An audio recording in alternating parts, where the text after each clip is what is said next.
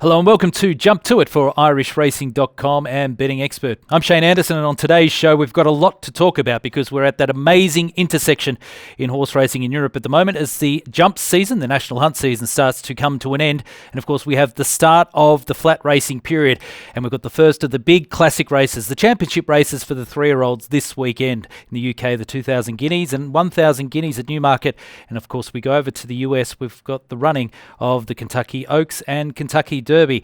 A lot to talk about on today's show. There's plenty of news going around, not only in the UK, but also in other parts of the world. Really looking forward to catching up with the team as I welcome Stephen Harris and Ed Quigley to the show. Guys, great to see you once again. As I said there a little bit earlier, Stephen, it is an amazing part of the year where we still got some high-quality jumps racing around, including the Punchestown Festival in Ireland, but this mouth-watering reappearance of the star flat horses with the classic races this weekend. Yeah, it's a great time of year for fans of both codes, really. I've really enjoyed Punchestown this week. We've had some amazing performances. It was nice to see Clan des Obeaux winning yesterday for Paul Nicholls, one win for the British trainers for once. And also, the flat season has begun to warm up. It's been a bit of a stuttering start. It has to be said that the midweek action has been suffering from small fields and firm ground. It hasn't been particularly competitive, but hopefully things are changing now with the Guineas meeting. We're sure to learn a lot for the future. We are indeed. Ed, good to see you as well as we focus on the Guineas meeting this weekend at Newmarket. I love it because traditionally you've got some of the outstanding 2-year-olds reappearing, as well as some that perhaps emerge through lower level races. And it's that first real clash to see who's going to come out on top for the season. Yeah, absolutely, Shane. As you say, from a personal point of view, I've always found it's a meeting I tend not to get too involved with from a betting perspective. I find it, someone who could sum it up a lot better than myself would be Richard Hannon Sr. If you go back 10 years ago to the brilliant horse Camphor Cliffs, now you'll remember rightly, he was beaten in the Greenham and he was beaten in the 2,000 Guineas and then went on to win up-team Group 1s. I think Frankel was the only horse to ever beat him again in his career. And it was just quite interesting listening to him when everyone said, well, how did you not win the 2,000 Guineas won by Macfie? How did you not win the Green? And he said, look, 2,000 Guineas meet is not necessarily a test of the best horse. It's just who's the most forward, who's the fittest. As you say, Shane, you've got 2-year-old form, horses who not run for 6 months. How fit are they? How forward are they? And sometimes in the case like we saw at Camphor Cliffs, it just took 1 or 2 runs for those horses to peak, come right in their coats, and then they kick on. Because, of course, it's a long old season. 6 months from now, we're still going to be talking about Arc Weekend and Champions Day. So, yeah, from a personal point of view, really informative as regards to the rest of the summer, but not a meeting I like to get too involved with from a punting perspective. All right, we've got a lot to get through on today's show. It's now time for the news of the week.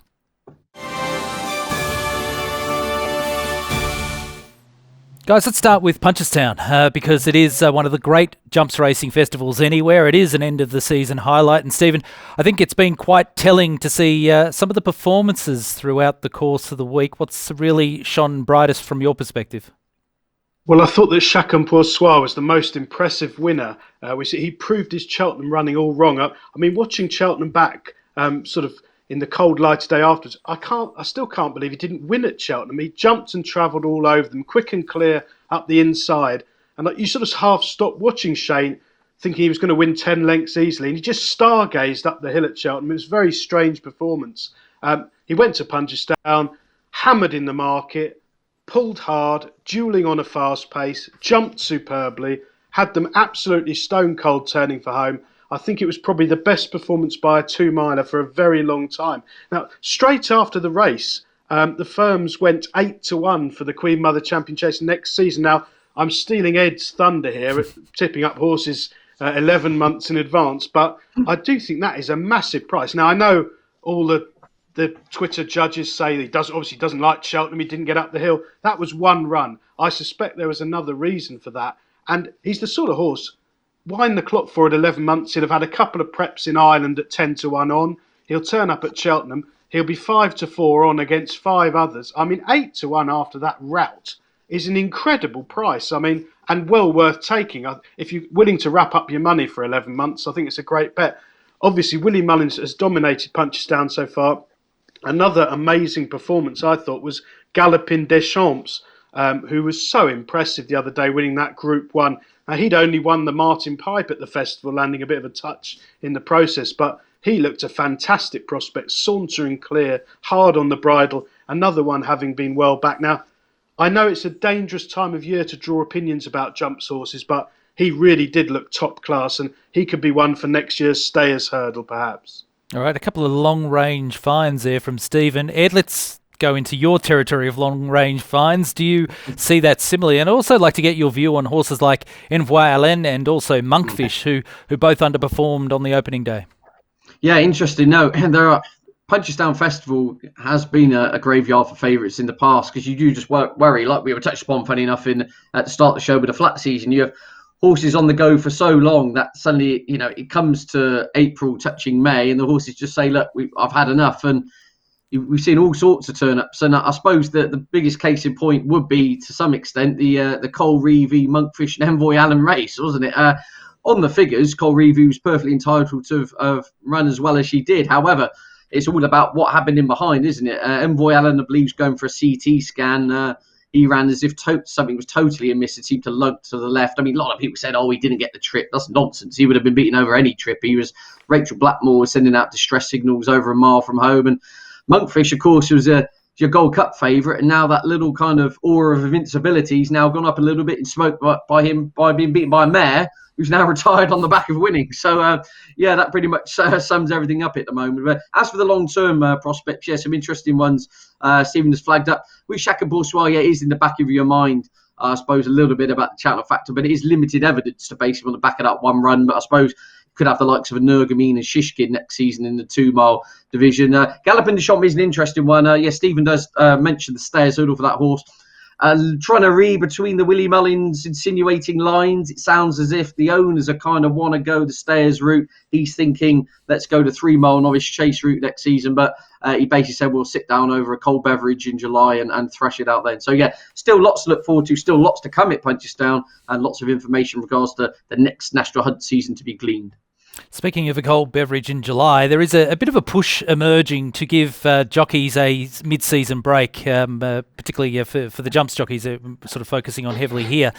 It's a movement that's certainly very strong in Ireland, and now there seems to be a considerable push for it to also occur, for perhaps having a 3, 4, 5-week break in the summer period for National Hunt riders. Guys, Stephen, I'll start with you. Do you think this is the right thing for the sport? Absolutely, completely agree with it. It's been this my thing I bang on about every week. There's far too much racing, far too small fields for far too little money. Jump racing in the summer is fine up to a point, but we're now getting to a stage where it's 1 or 2 meetings most days, firm ground, small fields, uncompetitive racing. Knock July on the head completely. There's loads of top class flat racing in July, in the middle of summer. Give the jockeys a month off. I saw that Aidan Coleman, who's a very good young jockey going places, was saying that he'd like to have 6 weeks off in the summer. I'm sure the trainers would. I think there's no downside to it at all. The only downside is that the people who drive the bus, the big bookmakers, want constant action, and low-grade jump racing in the summer provides it relatively cheaply. They're running for $2,500 to the winner. It's a cheap product to fill time in the betting shops, but it's not really the way to run the sport. And I think it would make racing more competitive elsewhere, and less of it in the summer, definitely. I think it's a good point, Ed, and we do see other jurisdictions around the world, Hong Kong in particular with the flat season, and it's mainly driven by weather, but they take a period of time off from the end of July, or the start of July, I should say, to the end of August, early September. Would you like to see this happen?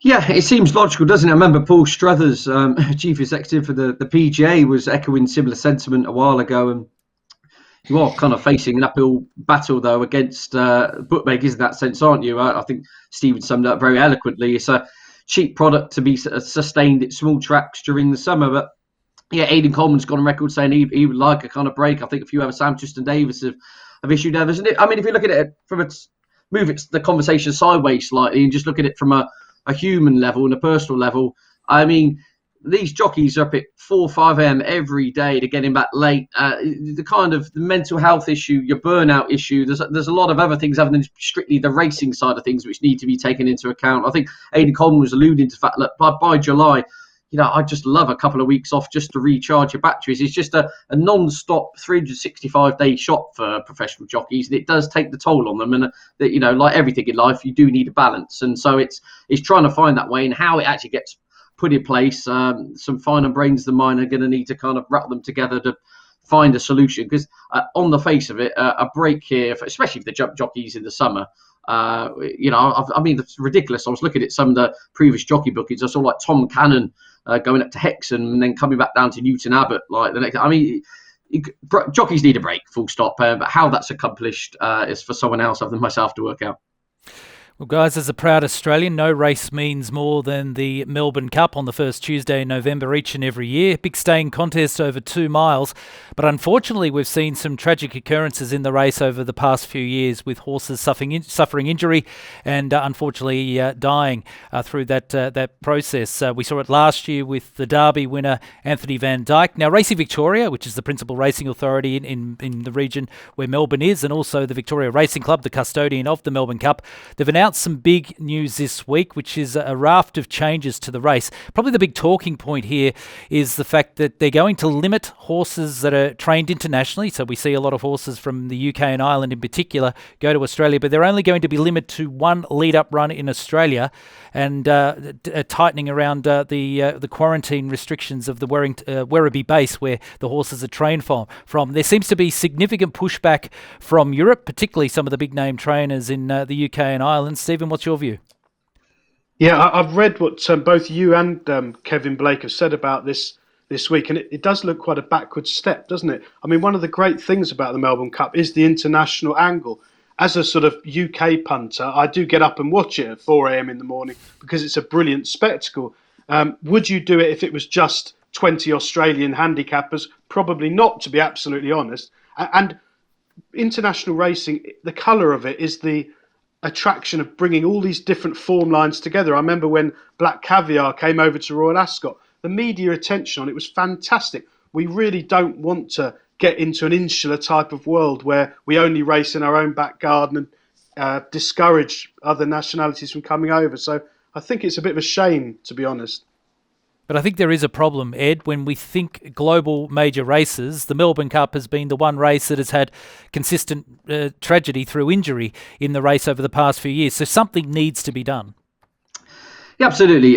Shane, you'd probably offer a lot better insight on this issue than myself in regards to, as you say, the kind of training facilities, the setup, the structure of how it's all put in place. But all I can say, it does very much feel like it's becoming, that's going to make it become a closed shop. And I remember writing articles to the old Racing Post Weekender for this, and staying up 4 o'clock in the morning. And it's a great international event. And how necessarily by putting these measures in place, do they go hand in hand with a safety issue? See what I'm saying? I'm sure there's another way we could get round improving safety, yet not kind of shutting the doors to those who want to travel 3/4 way around the world for one of the great races on the flat. So on the face of it, perhaps feels like a knee-jerk reaction. I'm sure it's probably not. I'm sure there's been a lot of research and a lot of debate about this, but I suppose, like everything, kind of time is the great revealer of all, and whether in 5 years' time people looking back at it and going, crikey, this is a bit of a daft decision, let's rip this up and find another way, I suppose we'll find out. But yeah, just on the face of it,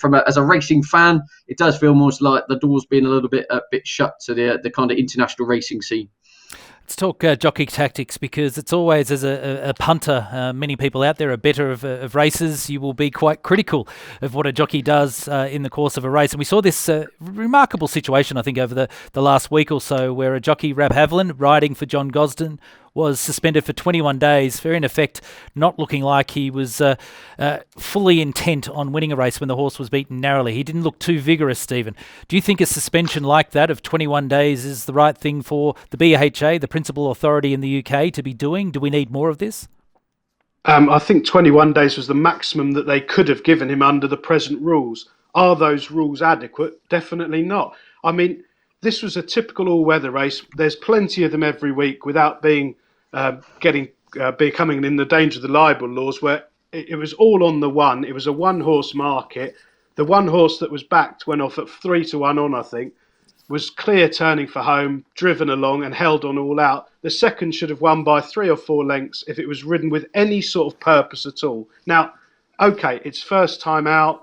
John Gosden doesn't want them knocked about, doesn't want the whip being used. That's fine.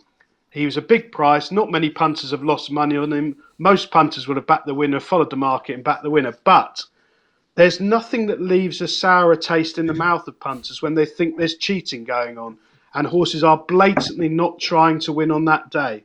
And if that is allowed to carry on, then racing really it's in enough trouble as it is, to be quite honest. But racing is really in trouble if it loses punter confidence even more, because people won't bet on it. You know, this was an unraced horse who most people will not have backed. They'll have assumed Haviland's on it. It'll be getting a sighter out the back. It'll finish 6th. And in 3 weeks' time, it'll come out and win at 6-4 at Nottingham somewhere when everyone backs it. But it's not. It's in danger of making racing look choreographed. And there is a lot of that going on. And unless somebody does get a 6-month ban, which is in places like Hong Kong, Shane, you'll know, that they'd be rioting on the track if they saw something like that happen. Now, as it happens, it's at Lingfield. There's 3 people there. Nobody's back the second. Everyone's on the winner anyway. So the show moves on. I thought it was very interesting that John Gosden decided not to appeal. And because at first they were going to appeal. But, I mean, if I was in the appeals panel, I'd have trebled the penalty at least, because I think you need to send a message that this sort of thing will not be tolerated. I think there's a broader issue here, Ed, and that is around what some jurisdictions have done, and including Australia, where you have a thing called a change of tactics rule, where if there is to be a situation where a whip may not be used on a horse in the race, or a horse that traditionally leads will be ridden back, it's actually given out as public information before the running of the race, a minimum of 30 minutes before the start of the race. Would you like to see a rule like that employed in perhaps the UK and make it tougher if there are changes made or tactics that are used that aren't actually public knowledge?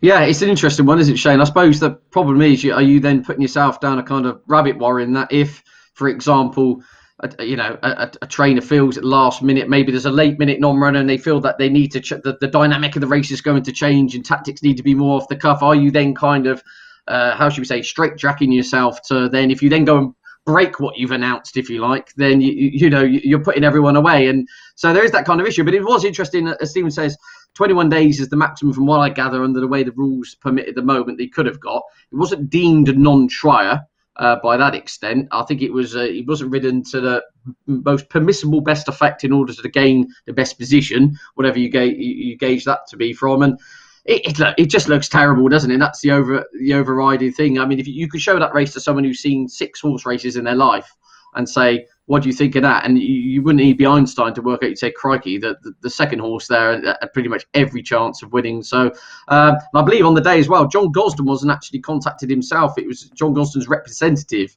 who dealt with the stewards on the issue that Rab Havlin was under the instruction, given the horse's stage of his career, not to go too hard and use the whip too soon. Essentially, is a lot of education taking place. So they become a lot of grey areas, don't they, really, with these lots of horses. If you start making cast iron assertions on how things should be ridden or different tactics that have got to be employed, and then you then do break them, do you end up then looking more stupid than if you just say nothing in the first place? So, yeah, all in all, it looks shambles, doesn't it? And if there was a more, how should we say, a stricter kind of punishment, perhaps that would deter that type of thing from happening. Because as I say, the last thing you want to see is races which is perceived to the public a lack of confidence that, oh look, if I'm having my hard-earned on a horse who doesn't look to be giving 100%, well, why should I bother?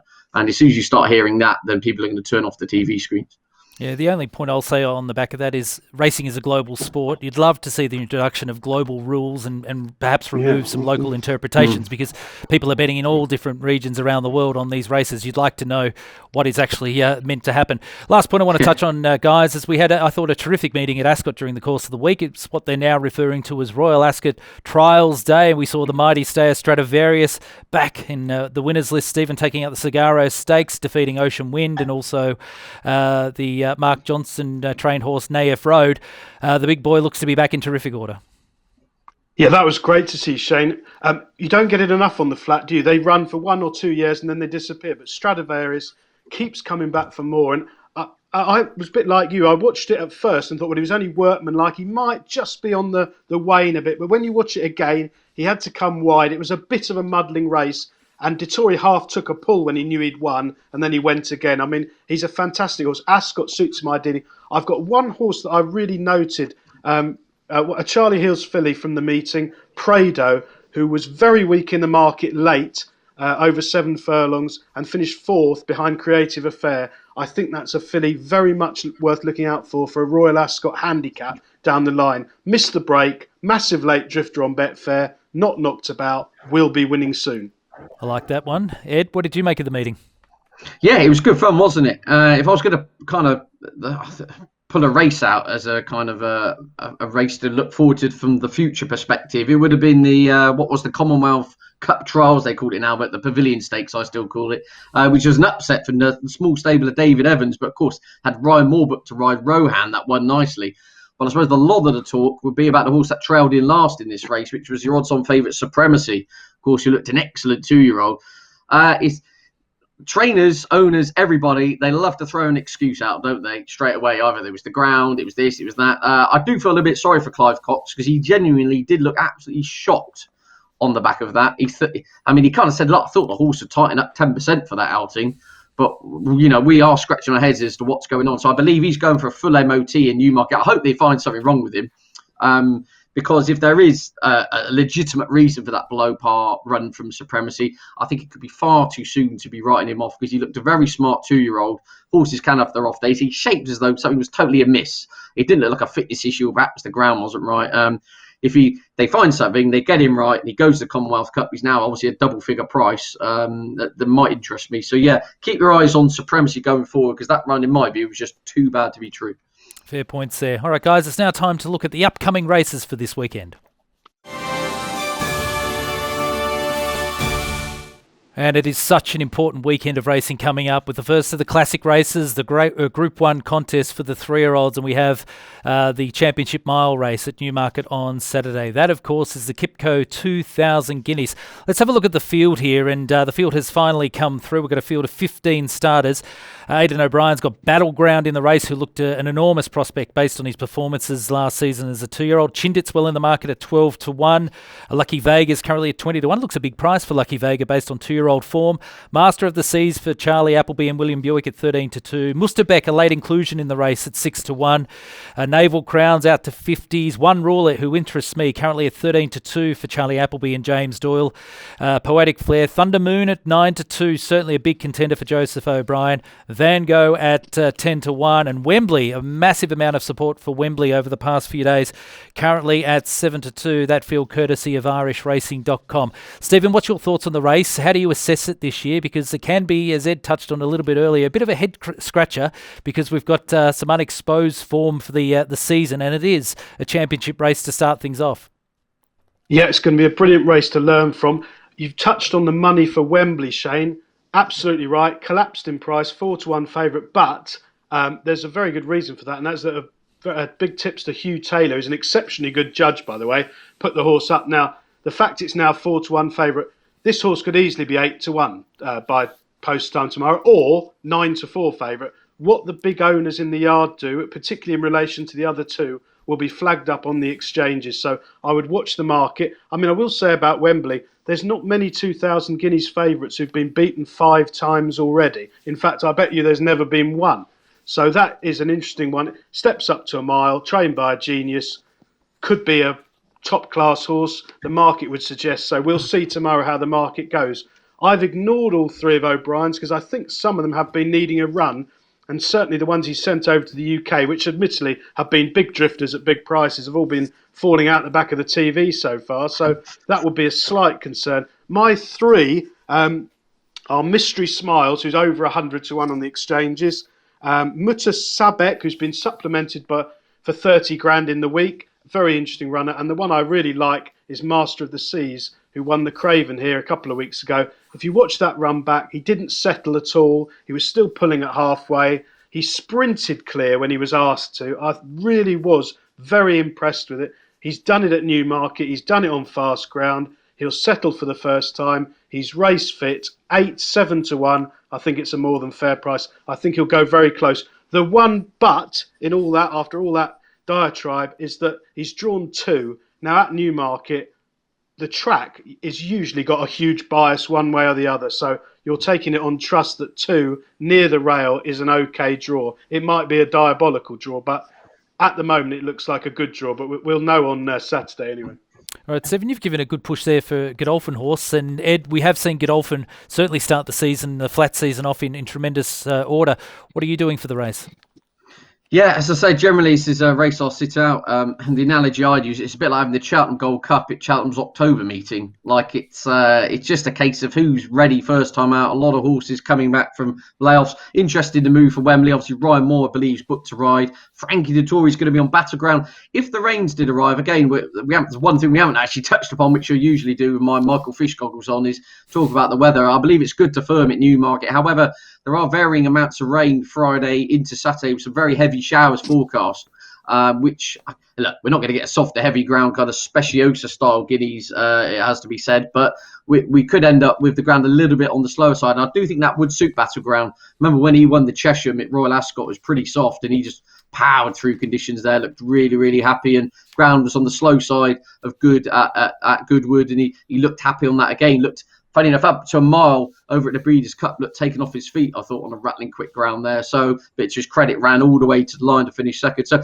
he's kind of one for the Weather Watch Battleground, that if the rain did arrive, it just slowed the ground up a little bit. I'll be really interested. And double figure price, I've got a kind of question mark next to Poetic Flair, who has only lost once, but unfortunately that came at this track, didn't it, back in the Dewhurst. Just looked brilliant apart from that, albeit at a lower level. Won really nicely on his reappearance. I am just a little bit worried. The horse seemed to change his legs. Didn't look quite happy at Newmarket last year. So I'm going to play it late in regards to prices and weather. I've got to say, as I say, this is a meeting I tend to tread carefully with.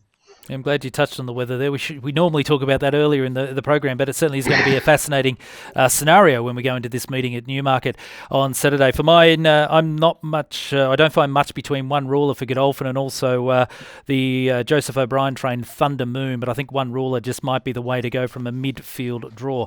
Let's have a look at the second of the Grade 1s or Group 1s for the weekend at Newmarket, and that is the Fillies 3-year-old Classic, the 1,000 guineas. This is being run on Sunday. Alcohol-free, who was terrific, winning narrowly but impressively under Rashid Murphy recently.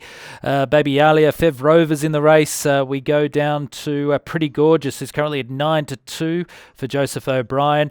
Sacred well in the market there at 8-1 for Tom Marquand. Aussie Tom, as we call him after his successes in Australia. Saffron Beach at 9-1. Santa Barbara, who's been heavily punted, now into 6-4 for Aidan O'Brien. And then we get down to Statement at 16-1, and also at around 25-1 for the Charlie Fellows, James Spencer, trained and ridden the Dream. As we go to the 1,000 guineas, Stephen, what's your general view on the race and certainly the big push that's been around for many weeks now for Santa Barbara? Yeah, I mean, this is a real race for small stakes for me. It's a classic dilemma, really, because you've got some really good form lines on offer, and then you've got the Curragh Maiden winner who's 6-4. Well, I mean, this is purely on hype and weight, and there has been the right money around. There's no doubt about that. I would imagine at Aidan's, they time everything and they work them over. They do sectional times. This one must have clocked an explosive time at home, probably over a mile, and they know that she's a group class, top class filly. She's entered up in the Ribblesdale, the Coronation, the Juddmonte Irish Oaks later on.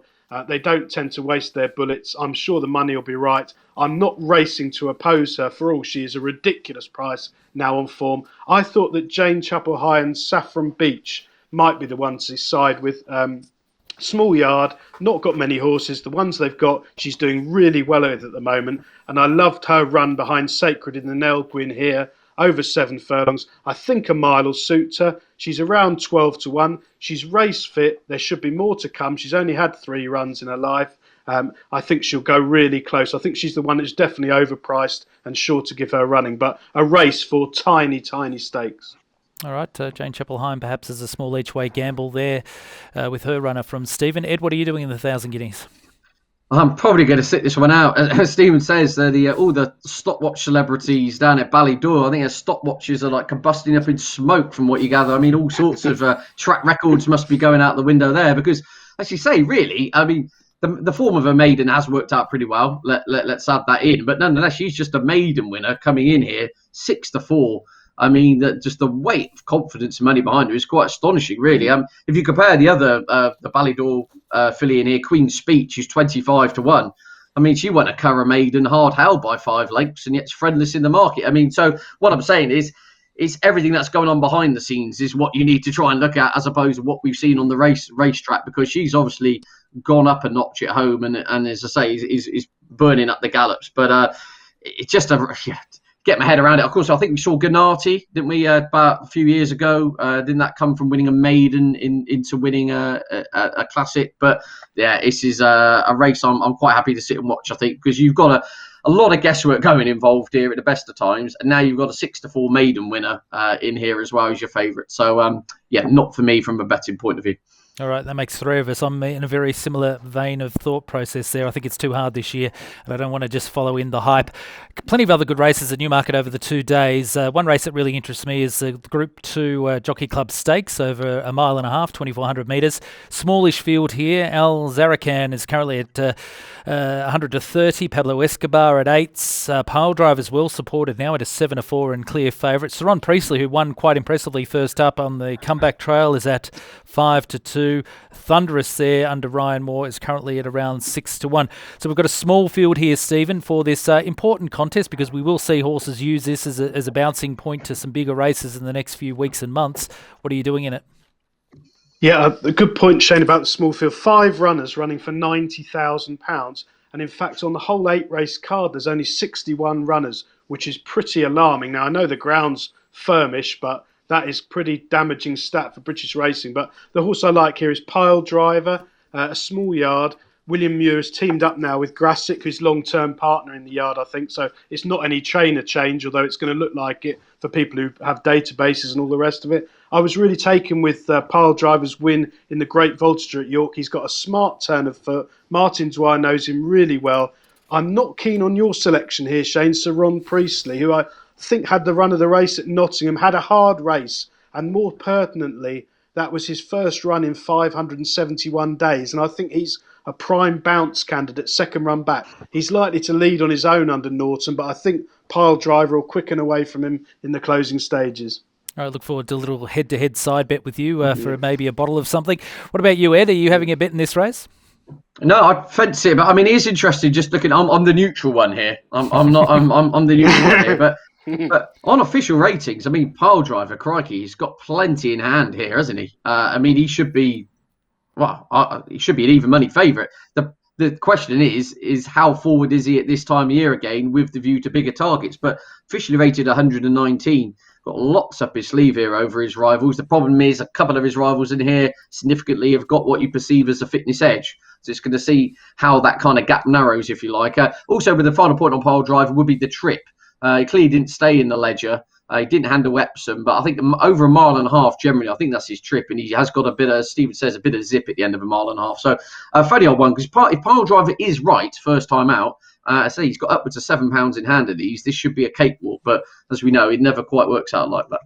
All right, I am with Saron Priestley. I thought he did the job impressively over Ocean Wind first up, and we saw Ocean Wind stretch the Great Stradivarius at Ascot on Wednesday. For me, that is suggesting he's back in grand form, so I'm happy to side with him. All right, what we need to do, guys, is find our best bets for the weekend. We've got plenty of great racing to come our way. Let's have a look at the tips.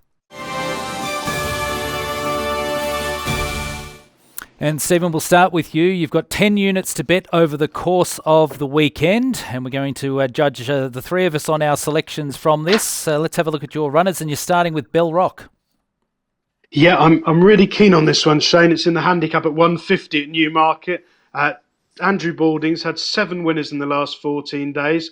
This one, the last time we saw him, he was disappointing, but that was soft ground at Ascot. He needs fast ground, so he doesn't want any rain, actually. That would be a concern, but he goes really well fresh. He was off for nearly a year before making a winning reappearance last season. And his best run on the figures was when 3rd of 27 here in the Cambridgeshire on fast ground. And he probably should have won, I thought. Oisin Murphy dropped him out and he ran on strongly to finish a really close 3rd. He's a horse with more to come.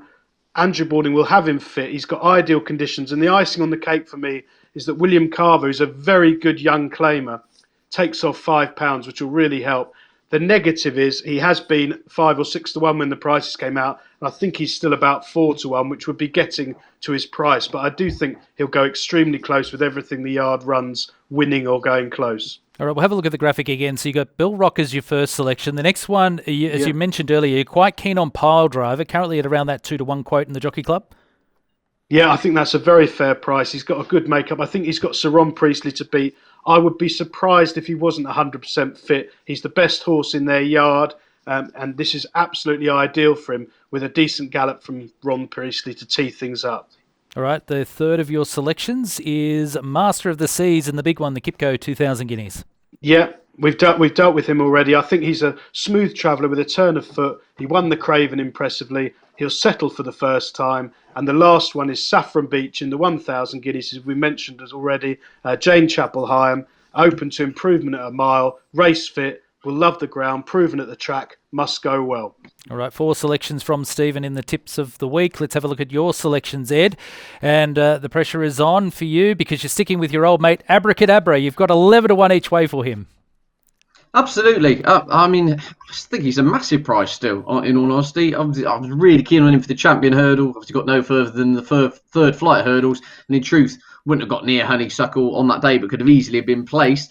And then got some revenge to some extent, didn't he? Winning a Grade 1 at Aintree last time out. And it's just one of these horses, Shane. We talk about them on the wider point. You get some horses that inexplicably just don't seem to get any hype or reputation behind them. He's got 3 Grade 1s on his card. When he stood up, he's only finished out the top 2 once in his entire career. Yet for whatever reason, keeps going off double figures. Yet you get other horses who get beaten out of sight, and yet they get backed in as if they're the new Arkle next time out. I think he's a massive price. Henry de Bromhead said he's worried a few of his string are starting to go a little bit over the top for the end of this season. Abracadabra, as I said, in the fact he fell at Cheltenham, that's done him a favour in terms of he didn't have a hard race there, and he's almost fresh for this kind of end of campaign tilt, if you like. And the ground will be perfect. He's a strong traveller. I'm struggling to see how he finishes out the 3 of these 8 runners if he stands up. So yeah, Abracadabra's each way double figure price. I think it's massive.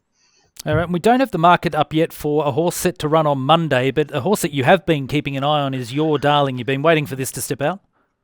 Yeah, absolutely. I've got a very long, convoluted argument for this, which I'll try and editorially shorten as much as I can. But essentially, this horse bolted up on his debut. He was sourced by Henrietta Knight for the Ben Paulding team. Won his bumper, looked the second coming. There's been a few issues since then, and things haven't quite gone right. However, if you go back and watch his run at Sandown it was a novice hurdle race back in Sandown in the mud in December. For 90% of that race, I thought he looked like a graded animal. He absolutely tanked round, looked absolutely brilliant, and then just stopped, like inexplicably just stopped to a walk up the running. I thought there's clearly, he went in my notebook after that, I thought there's clearly something gone amiss there. Well, Nico de Boinville got off, said he made a noise, detected a big wind issue, etc., big given time off, comes back here. Now, twofold. Form of that race hasn't worked out too badly at all. He actually had Adramal, went on to win a Grade 2 behind him that day. Obviously, he's disappointed subsequently up at Grade 1 level. However, the form of that doesn't look too badly at all. And I, in my notebook, straight after that back in December, said, if he gets a mark of around 130 for a handicap, I'll be very interested in him. Connections to be happy. He's been given 116 for his handicap debut. I nearly opened the champagne just on the basis of him being entered off that mark. I cannot for the life of me work. I mean, I can understand. Look, he's had the wind operation. If that generally was the issue, if you stop that Sandown race, 2 out, he's going to win 20 lengths on the bridle. He didn't, I admit. However, every horse has a level. Handicapping of 116, crikey. If this horse is not better than that, I'd give up the game. The only issue is he's also entered the same day in a better looking race, along with a whole host of unexposed novices with the likes of Nicky Henderson, Paul Nicholls entered. That if they think he's as good as he is, they might just tilt it windmills and run him in that. However, I think you'd be daft to overlook this handicap mark. So yeah, it's not a cast iron assertion he runs, and obviously you do have to take it on trust the fact he hasn't run for 5 months, but 116, I'm convinced he's a stone better than that. So yeah, Your Darling will be carrying a substantial amount of my money if he lines up in the handicap, I stress, and not the maiden hurdle on the same card at Kempton.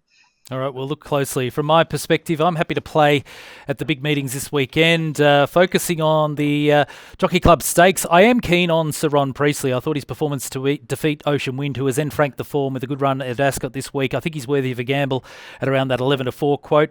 I do like one ruler each way in the Kipco 2000 Guineas. I know he's been on the drift a little bit throughout the week. James Doyle to take the ride. He's drawn bang in midfield, barrier-wise, and I think that'll give the jockey a variety of options. And I loved his form as a two-year-old. I think he can run a big race at that price there, so I'm happy to be with him each way.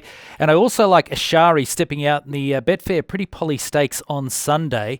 Created a massive impression when winning on debut. Did a lot wrong on that occasion, but the form out of the race has already started to work out quite nicely, and I think she just might be an Oaks filly, so I'm happy to be with her the win at 3-1 courtesy of Bet365. We'll be able to judge our performances on next week's edition of Jump to It, so no pressure, guys. Good luck this weekend. Great to work with you both again.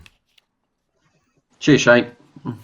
Well, this weekend we've got the running of the most famous race in the United States. That, of course, is the Kentucky Derby, which over many years has been won by some of the greatest horses in American racing history. This year we've got a full field of 20, and it's tremendous that I can welcome Anthony Stabile to join us. Of course, Anthony, prominent commentator in the US who does a lot of work for plenty of media companies, including our very own Vegas Insider.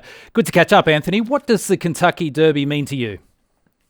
It is. It's the most, like you said, the biggest race in the United States, and it's a race that no matter how you're involved in this great game, you want to be a part of because it's all anybody really asks you about. I'll get texts and tweets and messages of all sorts over the next 48 to 72 hours from people I hear from once a year, and that list is long and not that illustrious, but there are plenty of people who will reach out and just want to know, who do you like in the Derby? So, of course, as a good company man, I tell them to go to VegasInsider.com to pick up the pick packs for the Oaks in the Derby.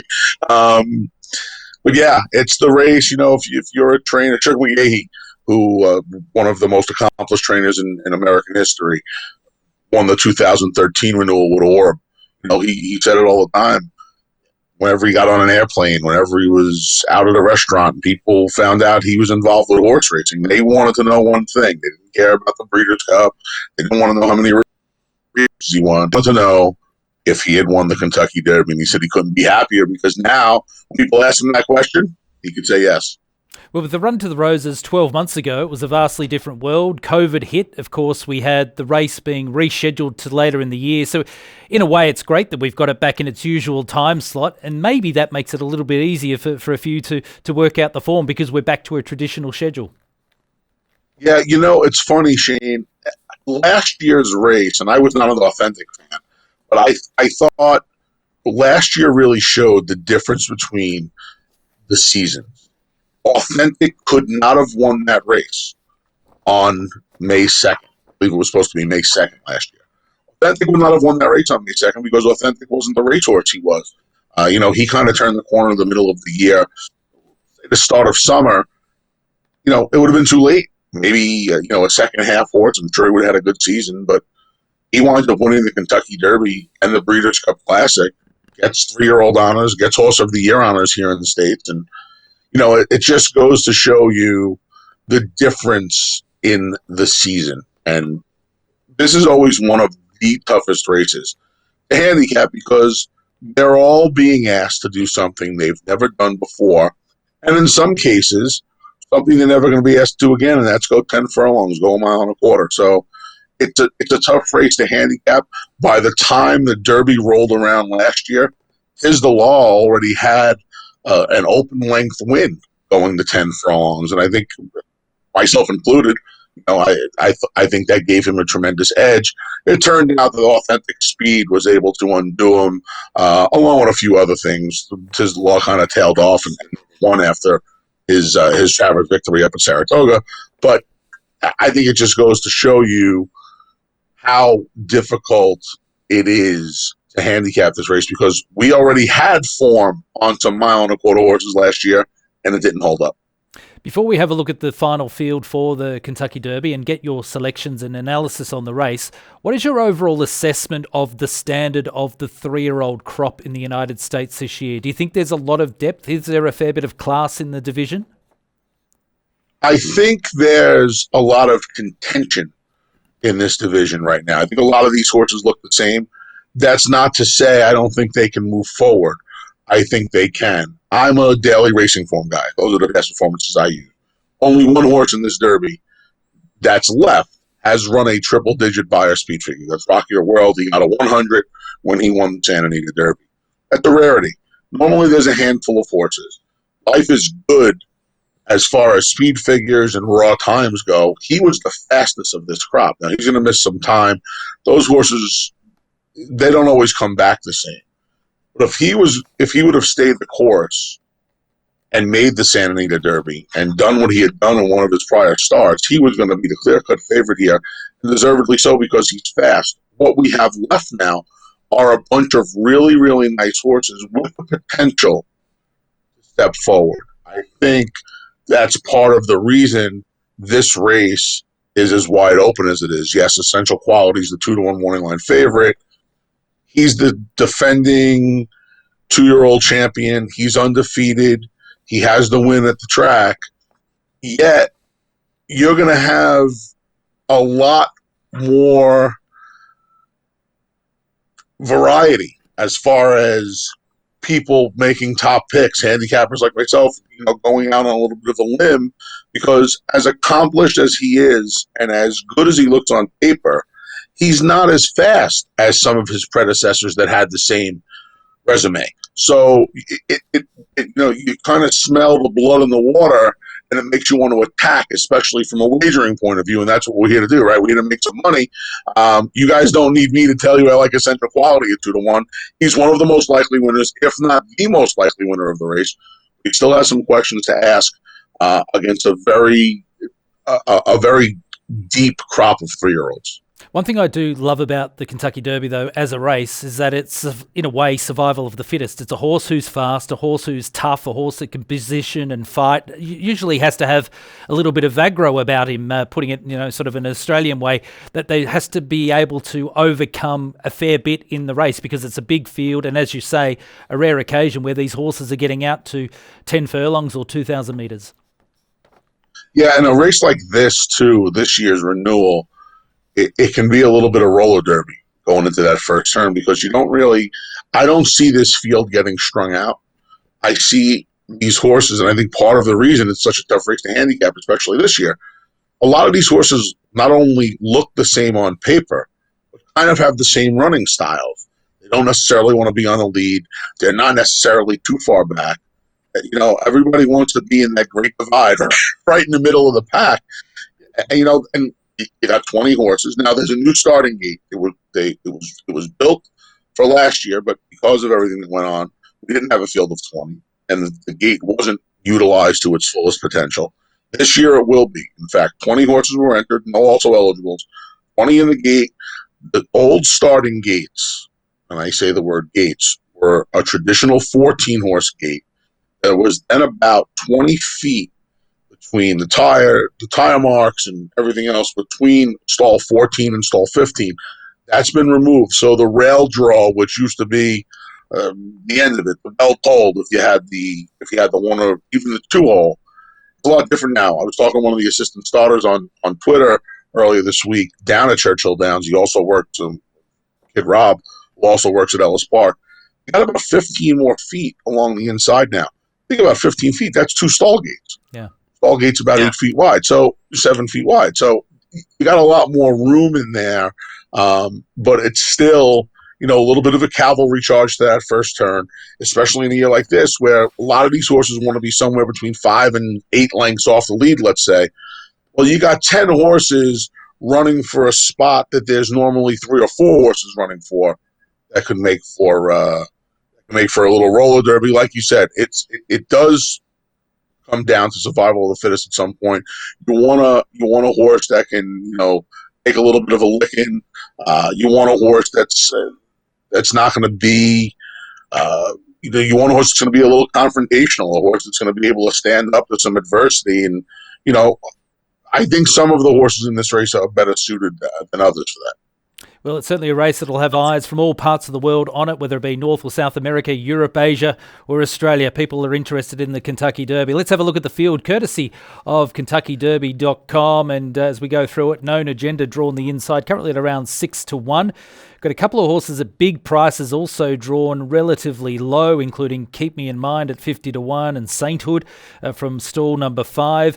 Obesos currently at around the 20-1 mark. Mandaloon, a horse that we might talk a little bit more about, currently at around the 15-1 quote, as is Medina Spirit. Hot Rod Charlie well in the market at 8-1. Midnight Bourbon jumping from stall 10 at 20s. Dynamic 1 at 20s from stall 11.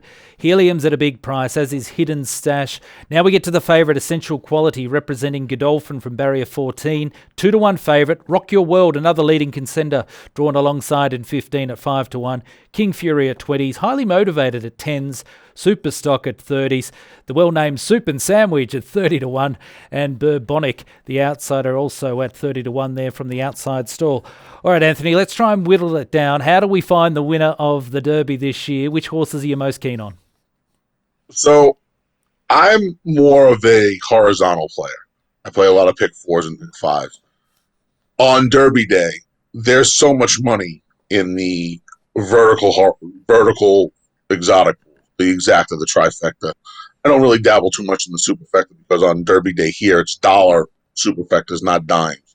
So kind of, you need a really big bankroll with a 20-horse field, as you would imagine, to really dive into that superfecta pool. So I'll focus on the multi-race wagers on the trifecta.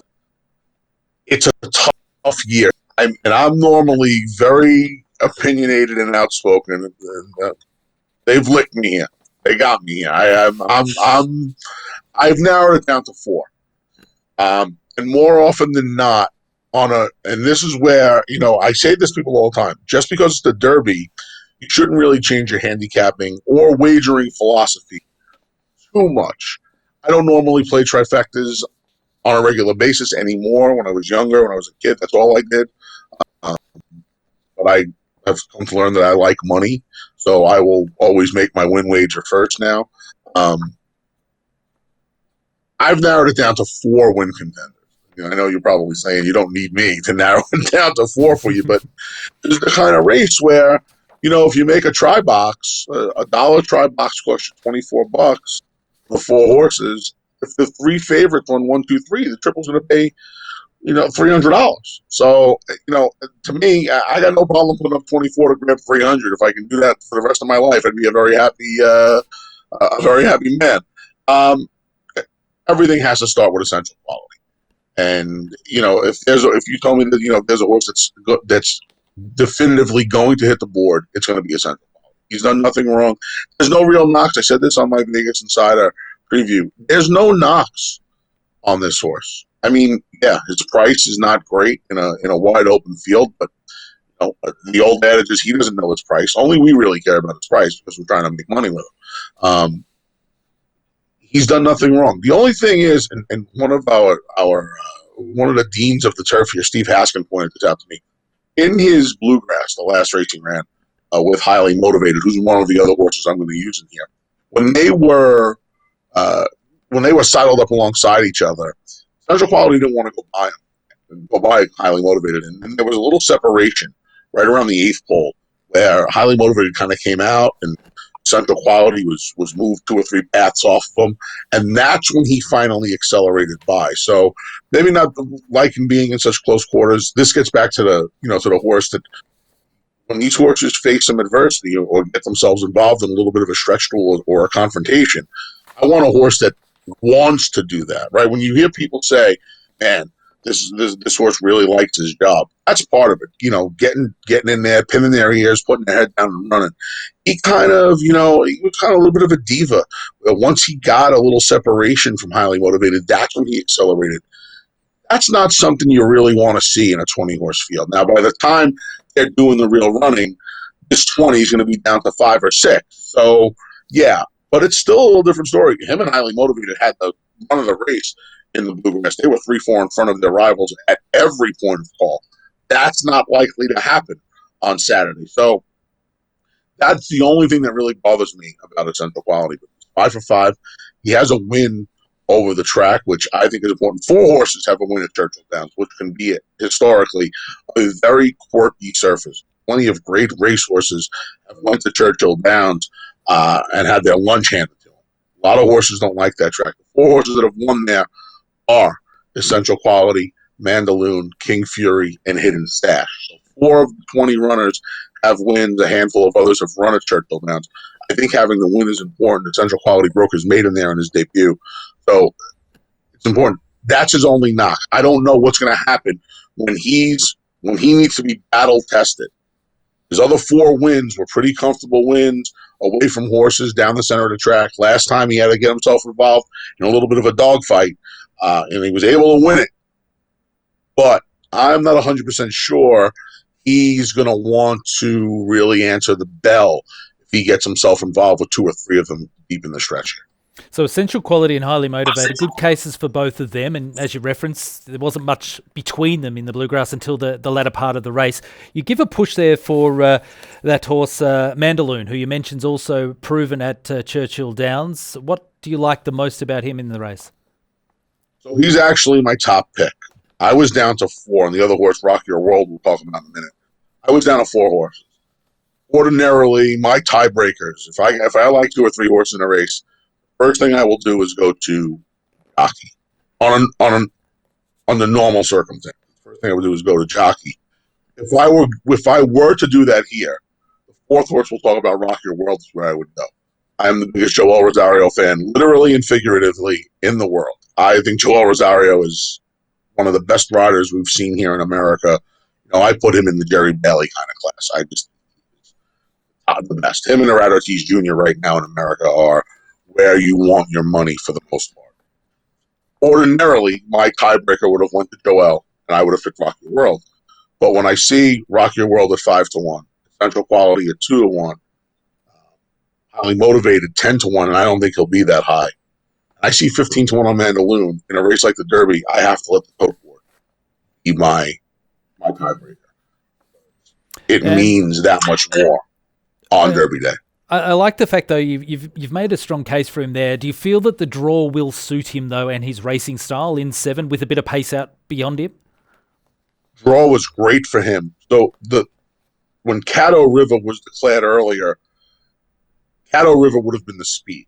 And there were 3 horses, maybe a 4th, that I thought would have been chasing me. 3 of those 4, and the 3 that I really thought would be the ones right behind Caddo River, are drawn right to his outside. They're all to his outside. Medina Spirit, who I think will ultimately be the speed of the speed. Hot Rod Charlie, and Midnight Bourbon. Those 3 horses, along with Soup and Sandwich, who's drawn all the way outside in post 19. I think they'll be forward. Rock Your World, who went wire to wire in the Santa Anita Derby. When horses run in these points races to get enough to get into the Derby, I think they handle a little bit differently. Rock Your World had no Derby points. He had never been on dirt. He had never taken dirt in his face. So I think the instructions that day were to get Rock Your World to the lead in the Santa Anita Derby. He was kind of quarter horse that day. He was running aggressively. Medina Spirit looked like he wanted to go. John Velasquez, his Hall of Fame jockey, who's won 3 of these, kind of acquiesced and released them and let Rock Your World go. That would be the worst thing that happened. Rock Your World just kept on going. I don't think that's going to happen again because it doesn't have to happen again. It had to happen in the Santa Anita Derby. I think Medina Spirit will be on the lead. The other 2 will chase, maybe 3 will chase. And then, like I said, his draw, he's got a lot of horses, Mandaloon, inside of him that have very little speed. He should be able to save some ground going right into that first turn from post 7. I see him getting a very, very good trip. And most importantly, he's going to be able to save some ground. Last time in the Louisiana Derby, and for the most part, he's gotten the worst of it at the draw. A lot of outside draws in his races. Now he gets a draw that should put him in a ground-saving position with that long run to the clubhouse turn. I'm hoping last time I'm right.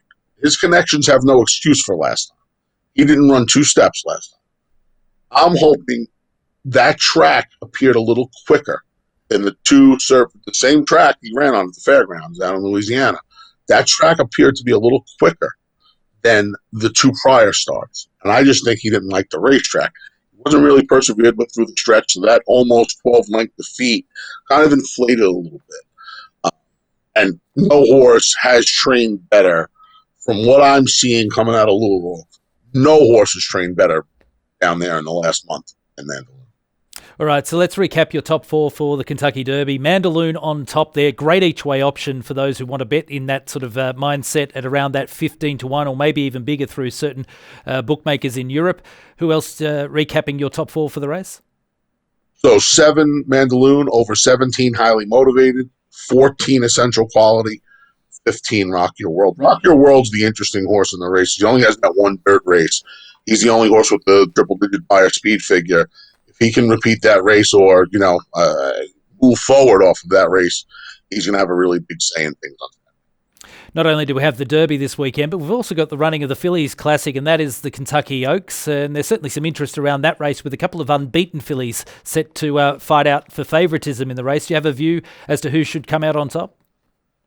So the Oaks always handle a little bit differently than the Derby, not only because it's the fillies, but it's a mile and an eighth, and you can handicap that race a little more traditionally, for lack of a better term. There are 2 fillies in there who right now have, if we were to use some horse racing parlance, they have about a length lead on the rest of them. That's not to say the rest of these fillies can't make up the length. But if Malathat, number 10, or the 12, Search Results, who's my top pick, show up with their best effort, I think it's going to be hard for any of the other dozen fillies to beat both of them. Now, again, I'll play that race horizontally a little bit. I'll focus on those 2. There's going to be a scratch out of the race. A filly named Mavis Grace, who was going to be 100-1. Ordinarily, that wouldn't affect things much, but she was the speed. Again, now the speed comes out of this race. It probably helps Travel Column, who's also trained by Brad Cox, like Mandaloun and Essential Quality. So quite a few trainers looking to sweep the Oaks Derby double, which is a rarity, as you would imagine. I think it maybe helps our chances a little bit more.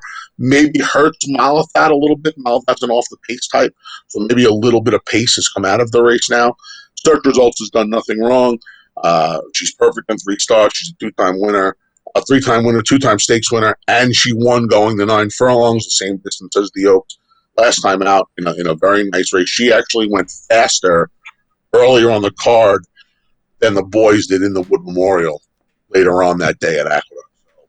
So running faster than the boys, and if she shows up, I think it's going to be tough, but it's going to be tough to get past her and Malathat. If one of them do, you're probably looking at a nice payout. I can't imagine anyone being single digits besides those 2 and Travel Column. I would have to think everybody else is a 10-12-1 chance or higher. It's going to be an amazing weekend of racing. As I said earlier, it's one of those rare occasions where basically a racing fan, wherever you are in the world, you'll be tuned into Kentucky and Churchill Downs for the running of the Derby and also the Oaks. Anthony, really appreciate your time. Look forward to touching base with you again as we progress through the Triple Crown. Yeah, we got the Preakness in 2 weeks, the Belmont Stakes, which is my favorite race of the year, right here in my backyard at beautiful Belmont Park. This has been fun. Good luck to everybody this weekend. And again, head over to VegasInsider.com. All content available, selections and plays available for purchase as well for both the Oaks card on Friday and Kentucky Derby 147 Saturday, May 1st. Superb stuff. Anthony Stabile joining us here. And make sure you head to VegasInsider.com, whether you like US horse racing or any other sports. Plenty of content there. But importantly, you'll get Anthony's selections for the big races. Hope you've enjoyed today's edition of Jump To It, courtesy of our friends at IrishRacing.com and, of course, Betting Expert. Head to IrishRacing.com for all the latest news, opinion, tips, cards, and betting information for UK and Irish racing. And, of course, BettingExpert.com, where Stephen Harris has his daily best bet or nap and also value selection for racing through the UK. Looking forward to catching up to you again next week as we reflect on what will be a brilliant weekend of racing, no matter where you're watching from around the world. We'll see you again very soon here on Jump To It.